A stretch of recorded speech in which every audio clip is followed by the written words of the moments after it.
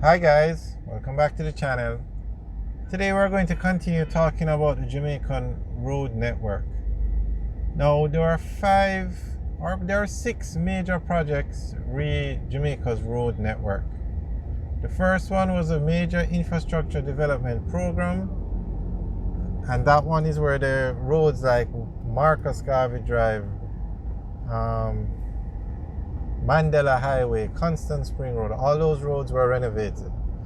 The second project is a greater infrastructure development program, and that is a program where bypasses will be built in places like Santa Cruz, Montego Bay, Montego Bay, Anchovy.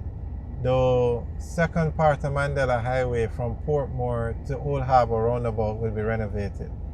The third major road project was Highway 2000, which is the leg from Kingston to Montego Bay, and that project is 3/4 complete. The highway goes to as far as Mandeville now. Part 4 would be the Highway 2000 project from Kingston to Ocho Rios. That project is completed. The fifth part is going to be on the Southern Coastal Highway project, and that's a highway that runs from Kingston to Port Antonio, and it's under construction. And the sixth part is going to be the Northern Coastal Highway that runs from Port Antonio to Negril. So today we're going to talk about the third part, which is Highway 2000, which runs from Kingston to Mandeville. Now this was the first, so this leg, Highway 2000, Kingston to Montego Bay. This road is known as the Pj Patterson Highway, and it's been built in phases because of the cost. So the IDB Bank, International Development Bank of Jamaica, said that Jamaica needed a highway system, a first world highway system, and they wanted that highway system to connect both major airports and main cities in Jamaica. So that is why it goes from Kingston to Montego Bay, and that's the leg we're going to talk about today. But it also wanted the project to go from to link all the main tourist attractions in Jamaica. So you should be able to reach any main tourist attraction in Jamaica within an hour and a half. So that is why the Kingston to Ocho Rios leg was built, and also the Montego Bay to Ocho Rios leg or the Northern Coastal Highway. But we're going to talk about those legs in future videos. Today we're going to talk about the Kingston to Montego Bay Highway. So it was decided that this highway should be built from Kingston to Montego Bay. Now the IDB, or the Jamaican government that took over the project, wanted it to be done in one go, build a highway all at once.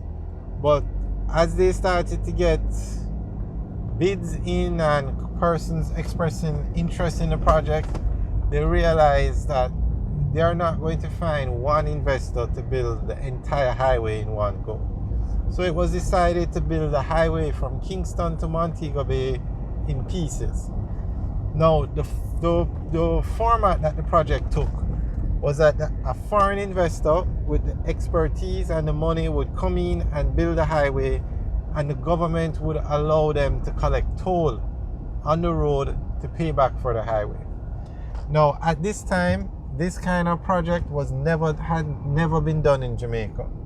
Jamaica never had a toll road. People were like, one, the highway can't be built. Two, Jamaicans are not going to pay toll. That's something that they're just not going to do. But nonetheless, the project was divided up into sections. So the first section to be built from the Kingston to Montego Bay leg was Kingston to Sandy Bay. And Sandy Bay is in St. Clarina. So a French company came in and won the contract to build the highway. So that highway was actually built. It's up and running now, the Kingston to Sandy Bay leg. And the French company was given permission, they call it a concession, to collect toll on that leg of the highway. So Trans-Jamaica Highway was set up to collect the toll. Now the French company built the road from Kingston to Sandy Bay. But remember now, the road is to go all the way to Montego Bay. So the Sandy Bay to Maypen leg was the second leg of the highway. It has been built, but it was built by a Chinese company called China Harbour Engineering Company. Now the same project, the same arrangement was done, really, the concession and the toll. And so the Sandy Bay to Maypen leg of the highway was built. It's up and running, so you can drive from Kingston all the way to Maypen now on Highway 2000. And when once person saw that this project, this kind of highway could be built and returns on investment could be made, a lot more investment flowed into the country. Now, the Maypen to Mandeville leg is being built. As of today, it's 81% complete and it should be finished very soon. So that will take Highway 2000 all the way to Mandeville. And then after Mandeville, that leg is finished, they will build the final leg, which will be Mandeville to Montego Bay. Now, they're building the Montego Bay Perimeter Road, and that project includes building a toll plaza in Montego Bay. That plaza will be where Highway 2000 ends. So that toll plaza is not it's not to use the Montego Bay Perimeter Road. That road will be free. That toll plaza is part of Highway 2000. So although no timeline has been given for the building of the Mandeville to Montego Bay leg, it's going to be done. And there was some talk about building a Spur Tree Hill bypass. And the Spur Tree Hill bypass will also be a part of Highway 2000. So it's going to be built, it's just a matter of time. No, I assume that once the Maypen to Mandeville leg is complete and opened, they will then move on and announce details on the Mandeville to Montego Bay leg. Because remember, these are toll roads. So persons will collect the toll to recoup the costs, and that project works very well. The Highway 2000 Kingston to Ocherius leg is also a toll road. Now we should point out that only Highway 2000 is a toll road in Jamaica.